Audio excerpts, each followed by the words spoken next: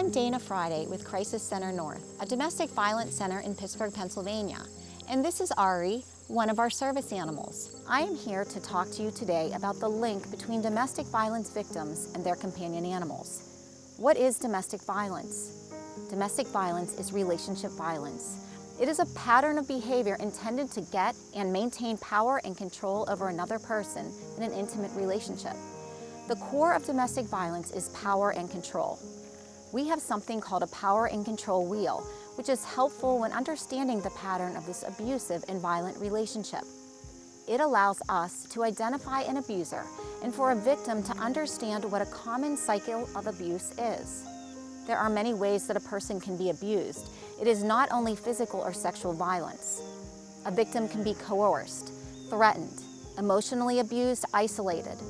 Abusers often threaten the children, use male privilege, and economic abuse. Maintaining power over another person is the root of domestic violence. So how does this relate to our pets? Our pets are part of our family. We love and care for them. An abuser understands this, so in order to control that person, he uses the animal. How is that done? Let's look at intimidation. Intimidation could be harming or killing a pet. Threatening that same thing will happen to the victim if they don't comply with the abuser's demands. Animal cruelty to that pet. Knowing that you love your pet, the abuser can call your pet names, degrade the pet, or say that they are going to give it away. There are many ways to take away your comfort. Isolation. They refuse to allow you to take your pet to the vet. They will prohibit you from socializing your pet with other animals, finding any way to control you so that you can only rely on them. They use children as well. They'll harm or kill the children's pets to intimidate them. Sometimes if the pet disappears due to the actions of the abuser, they'll say, "Oh, it was all because of Mom." This is done to create a wedge between you and your children. They will use economic abuse. The abuser will often refuse to spend money on adequate pet supplies, or food, or care. When this happens, the animal becomes neglected. Sometimes authorities are called because of this neglect. Then the abuser will say that the neglect was your fault and blame you for it. There is coercion and threats. They threaten to harm you or kill your pet if you leave or assert any kind of independence. There is denying and blaming, which is if they hurt the pet, they will blame you for it. I had to hurt the pet. I kicked the pet because of you. You wouldn't control it. You didn't do this, so I had to do that. They can kill a pet and then say, "It doesn't matter because the pet was old." But you know they did this just to control or hurt you. There is also legal abuse, so they may try to take possession of the pet. Important at this stage is for people to understand ownership of the pet is very vital. We work with victims to be able to establish a paper trail. So in the event that they are able to leave or escape the abusive situation, they are able to take the pet with them. Some animal abuse facts. Individuals who commit pet abuse are most likely to become batterers.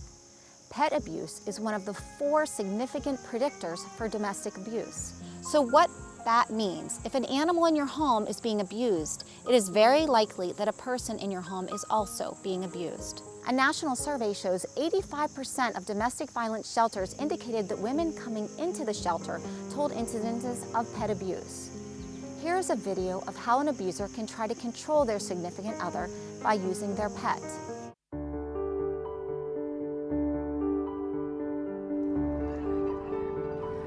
I've always wanted to be a voice for the voiceless. When people use the expression justice for all, and in my mind, justice for all includes all creatures.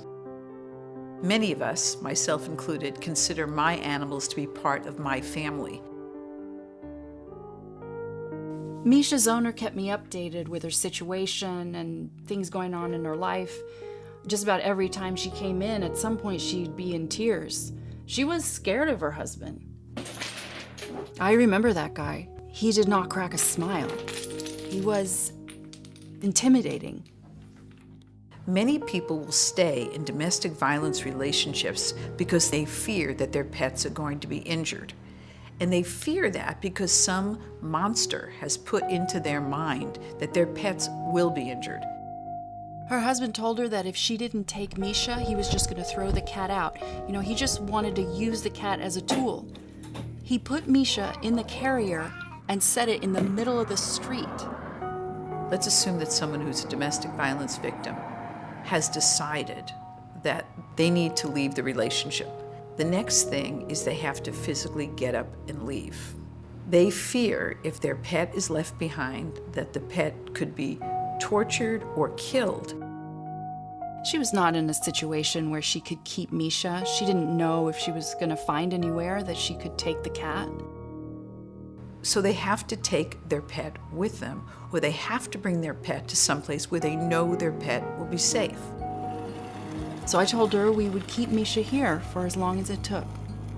So now this Pet Safe program has created a safe, loving environment where they can bring their pet. The pet will be cared for and loved until they're in a stable place and they can take their pet back. That gives them so much. Oh, she's here. Look at that. I encouraged her to come back to visit Misha, and she did. And she would bring her son Daniel, and they would give Misha a little plate of strawberries. Misha loved that. And they would spend time with him, play with him, brush him. It was sad, kind of a bittersweet.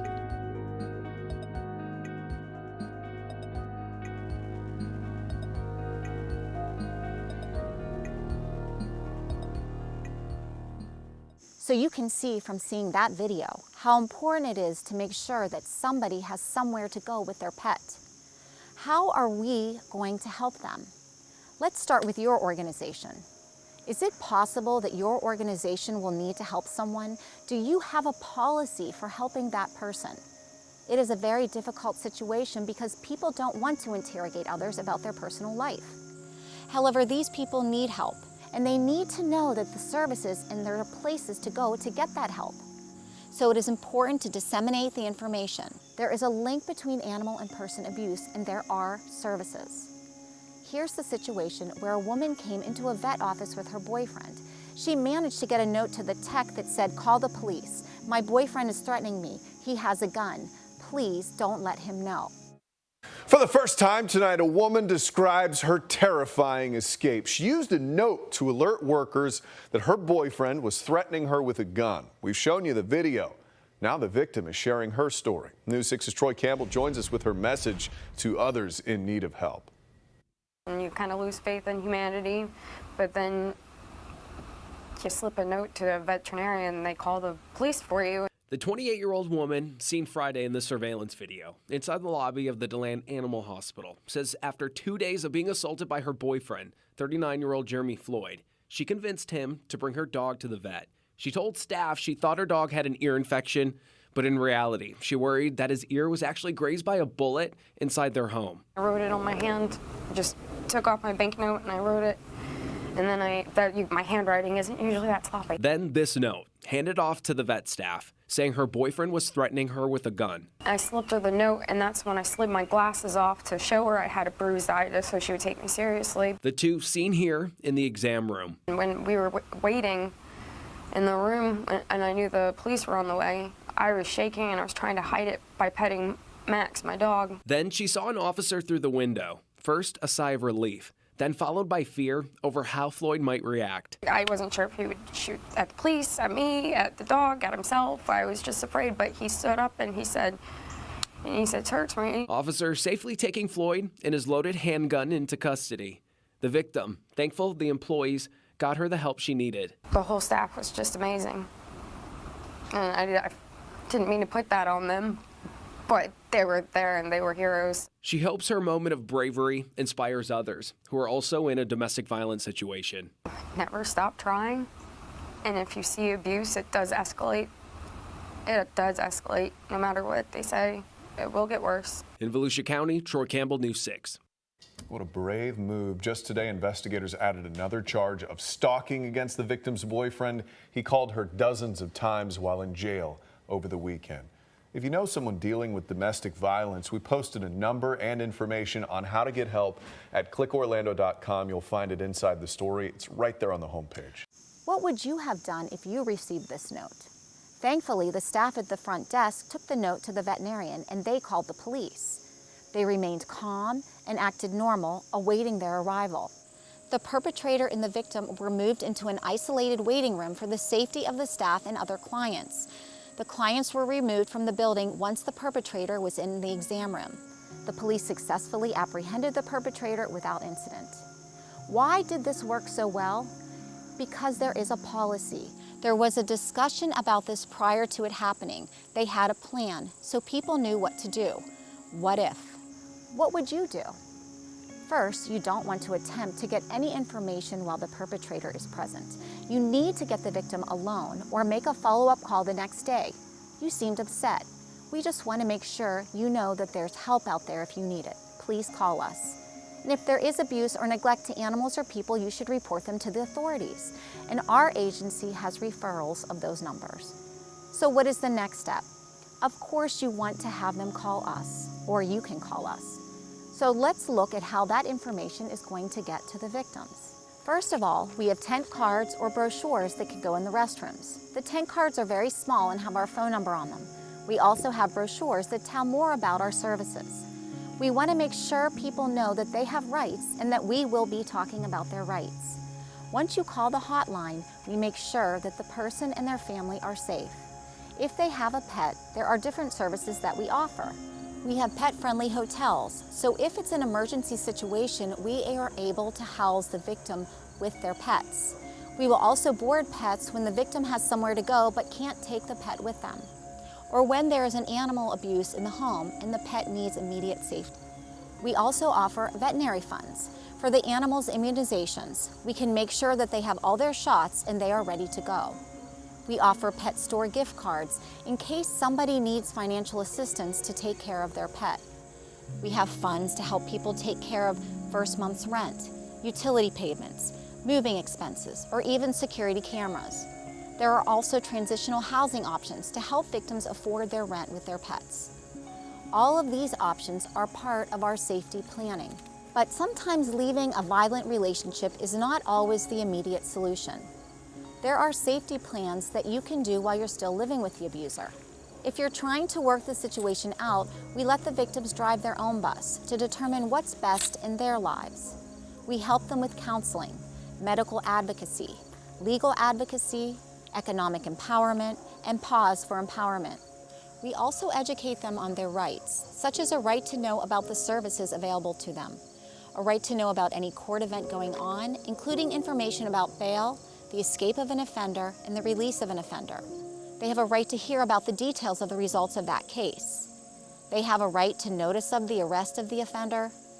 They have a right to information about different programs that the government allows, like restitution and victims' compensation. And they also have a right to know that any criminal proceedings that they go to, they can have an accompaniment by a family member, a victim's advocate, or a support person. They have a right to make a statement as to sentencing guidelines and a right to file a protection from abuse order.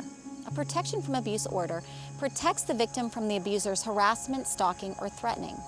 It allows them to live without the person contacting them at any time. It can also provide for some eviction and short-term custody situations. So what can you do? Again, if you want, you can display or hand out these cards in your business. You want to refer the victims to us. There are other opportunities also. You can volunteer with Crisis Center North. You can be on our board or even attend events.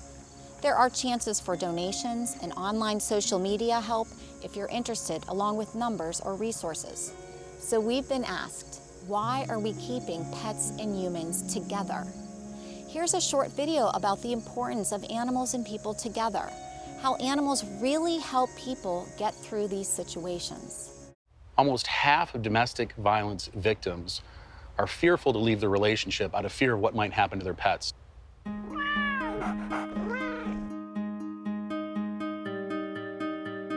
70% report that the domestic violence abuser in the situation has either threatened, injured, or even killed a pet. When we first learned about URI's mission, we were immediately attracted to the concept of helping domestic violence victims recover in an environment with their pets. It really spoke naturally to what we believe at Purina, which is pets and people are truly better together. And we both know the beneficial effect of pets in our lives, but particularly when it comes to healing. Pets can reduce cardiovascular stress, decrease blood pressure, also at the same time lowering the cortisol levels, the stress hormones. We also know that within minutes of us petting and stroking our pets, we get this surging release of endorphins in the brain. So we get an oxytocin, we get dopamine, all the feel-good hormones that help us heal. So when you look at the mission of URI to provide a healthy, safe haven where people can recover with their pets, to us it was really a no-brainer. It was a partnership we really wanted to help develop. Thank you for the opportunity to present this information. Together, we can help stop the cycle of animal and person abuse.